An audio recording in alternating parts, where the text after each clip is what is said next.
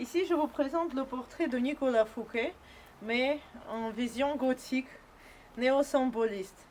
C'est l'un de mes tableaux préférés réalisés par moi-même parce que j'aime beaucoup ce personnage et je l'ai choisi parce que je l'ai considéré depuis toujours comme le personnage le plus grand de l'histoire de France parce que c'était un mécène et c'était quelqu'un qui a découvert les vrais talents qui ont introduit le XVIIe siècle. S'ils n'existaient pas, ces gens-là, personne ne les aurait jamais découverts et on n'aurait pas eu de grand siècle en France, à mon avis. Donc, il ne faut pas oublier les mécènes parce que souvent, on a retenu que les artistes, mais on n'a pas retenu derrière l'investissement des mécènes qui ont eu le mérite non seulement de les financer, mais aussi de trouver ces talents, de les reconnaître et de les mettre en valeur.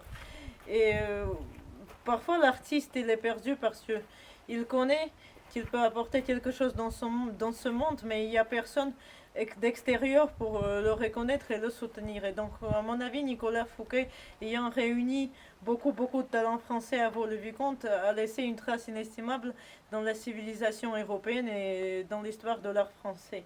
Je l'ai représenté en mode gothique parce que c'est ma touche personnelle, c'est mon style, et puis je pense que cet aspect-là, toujours mystique et toujours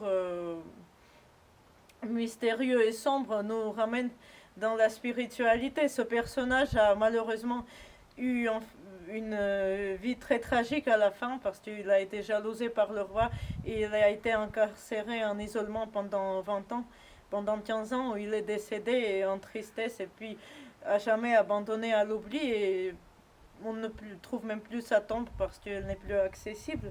Et du coup, j'ai rendu hommage aussi non seulement à sa vie, mais à quelques aspects de sa mort et de son oubli. C'est réalisé à l'huile avec la technique de glacis sur toile, avec un style un peu Tim Burton. Merci beaucoup.